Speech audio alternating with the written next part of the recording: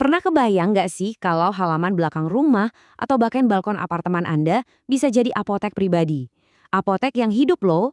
Nah, hari ini kita bakal bahas tuntas gimana caranya mengubah itu jadi kenyataan. Anda tahu, jauh sebelum ada apotek modern, lemari obat kita itu ya di pekarangan rumah. Ini bukan ide baru loh, tapi sudah ribuan tahun. Coba deh kita lihat ke belakang. Di Mesir kuno, sekitar 2500 sebelum Masehi, para pekerja itu dikasih bawang putih buat mencegah infeksi. Geser ke Yunani kuno, ada Hippocrates yang pertama kali nyatet secara sistematis soal tanaman obat.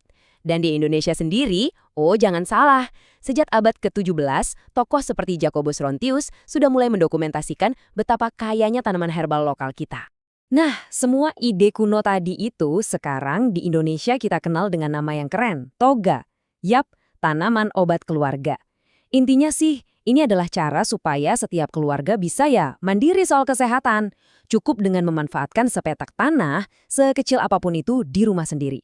Oke, jadi gimana mulainya? Gampang kok. Sebenarnya cuma ada 4 kunci utama biar sukses, yaitu tanah, air, cahaya, dan tentu saja perawatan. Yuk kita kupas satu-satu, mulai dari yang paling dasar dulu. Semuanya, benar-benar semuanya, dimulai dari tanah. Anggap aja tanah itu fondasi rumah bagi tanaman kita. Jadi, tanahnya harus enak, harus gembur dan subur. Coba deh campur sedikit kompos atau pupuk organik, biar nutrisinya makin top. Oh, dan ini penting banget. Pastikan air bisa mengalir dengan baik ya, biar akarnya nggak busuk. Kadang nambahin sedikit pasir aja, itu udah ngebantu banget.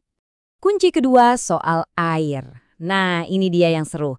Nggak semua tanaman itu hausnya sama. Beda-beda seleranya. Contohnya, daun mint sama kemangi. Mereka ini suka banget tanah yang lembab. Tapi, ada tapinya nih. Tanaman kayak rosemary dan lavender justru lebih sakti kalau tanahnya agak kering. Kenapa? Karena sedikit stres karena kurang air, itu malah memicu mereka menghasilkan minyak esensial yang lebih banyak. Keren kan? Nah, ini ada tips pro nih, soal kapan waktu terbaik buat nyiram. Ternyata, pagi hari itu juaranya. Kenapa?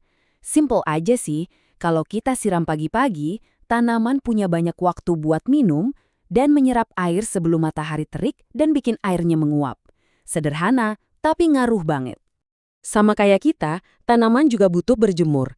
Tapi porsinya beda-beda. Lihat deh di sini. Kemangi atau basil itu butuh matahari penuh ya, sekitar 6-8 jam sehari.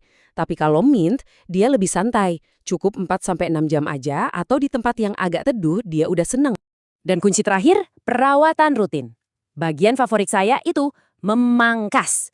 Ini bukan cuma biar kelihatan rapi loh. Waktu kita pangkas ujung-ujungnya, itu kayak ngasih sinyal ke tanaman. Ayo keluarin cabang baru. Hasilnya, tanaman jadi lebih rimbun, dan yang paling penting, daun-daunnya jadi lebih kaya zat aktif. Jadi, makin sering dipangkas dengan benar, makin berhasil tanaman kita. Oke, tanamannya udah tumbuh subur. Sekarang kita masuk ke bagian yang paling ditunggu-tunggu. Mengubah daun-daun ini jadi obat.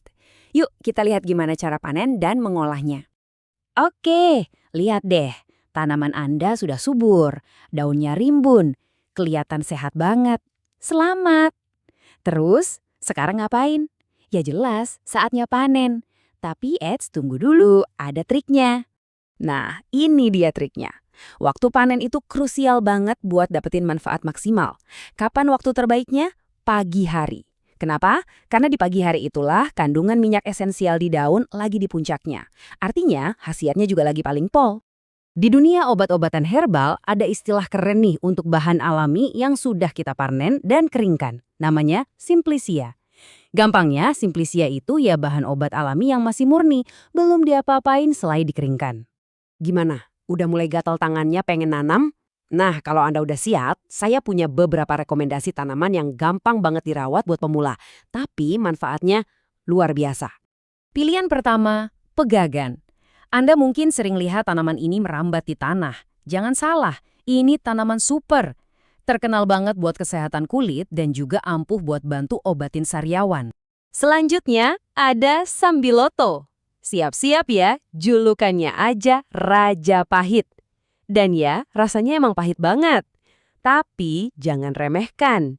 Di balik rasa pahitnya itu, ini herbal yang kuat banget buat bantu redain demam dan naikin daya tahan tubuh. Sedikit pahit demi manfaat besar kan? Dan tentu aja pilihannya nggak cuma itu, masih banyak lagi. Coba deh cek dapur Anda. Jahe, kunyit, seledri, daun sirih, kemangi, itu semua punya khasiat obat yang luar biasa dan gampang ditanam, jadi bisa jadi apotek Anda itu ya sedekat dapur Anda sendiri.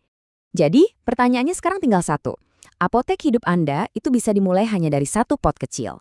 Dari semua pilihan tadi, tanaman obat apa nih yang bakal Anda tanam pertama kali?